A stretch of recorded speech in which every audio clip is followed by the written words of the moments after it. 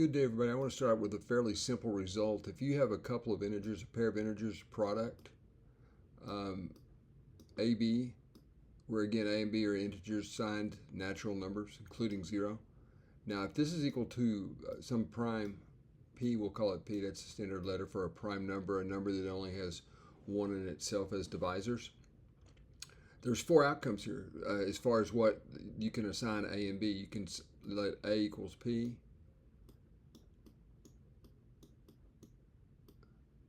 b equals 1, of course,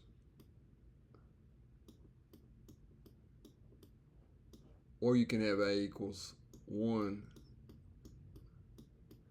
b equals p. And since we're allowing for negative numbers, negative integers here, that's what z is. It includes the negative natural numbers and 0. We can also do this, a equals to a negative p,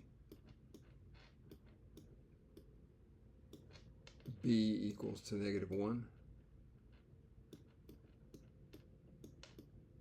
And really the main idea here is there's 4 possibilities, or a equals to negative 1 and b equals to negative p.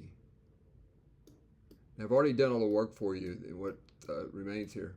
This is an integer equation, sometimes called a Diophantine equation. Now, so here we go. Now, this is kind of a famous result. Michael Penn, the mathematician Michael Penn, not the musician, calls this completing the product. But it looks like you're kind of at an impasse here. You have 3 terms that aren't particularly related except for m and n, you know.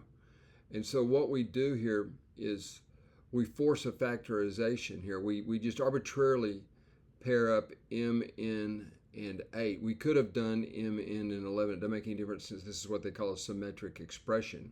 Okay, but we paired up, or we got m, n, and 8m together and factored an m out and got this, right? So this much is true. This is just simple, but we're still nowhere, okay? Now, what makes this thing fly is that we add this mysterious number 88 because it's equal to 8 times 11, and it gives us this common binomial factor here. Now, this is sometimes called Simon's favorite factoring trick, SFFT. It was wildly popular in math competitions probably a decade ago, maybe even now, okay? But you see what we've done right now is that since we have the common binomial factor, we can factor it like this. And it turns out 433 is prime. Okay, 433 is a prime number. It's equal to, it is prime. Let me just put p above it. And it's not hard to check that this is prime. I think you don't have to check square root of 23. 23 squared is bigger than 433. So I think you only have to check the primes 2, 3, 5, meaning all the numbers less than the square root of this number. All the prime numbers 7, 11, 13. Fairly long list, but it's easy arithmetic. Okay, 13 and up to 17, 19. And I think we can stop at 19 because the next prime, 23 squared, is bigger, right? 23 squared is larger than 433. So we can check these prime divisors. It's pretty easy to see that 2, 3, and 5 aren't divisors, and the rest of it. There's division tricks, and then also you can just do it. But anyway, you check these prime divisors.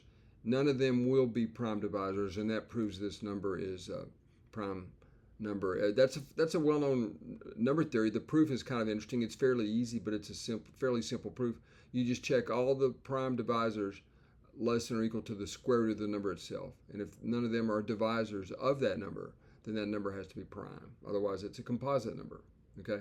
So this is prime, and we've seen what happens when you have a prime. You only have 4 cases up here, right? 4 cases. 1, 2, 3, 4 cases. And I've already done all the work for you right here, folks. Okay? Here are our 4 solutions corresponding to those 4 cases. This first number, 10, was just fine.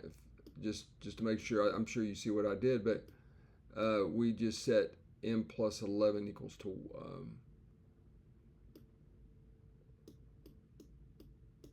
I'm not going to go through all of it, of course. But this is a result of m plus 11 equals 1. You see, m plus 1 we set equal to 1. And it's the same all the way through. You subtract 11 from both sides and you get the minus 10 right here. Okay? And it's the same all the way down. So these are the 4 solutions, ladies and gentlemen. So we're done. Okay.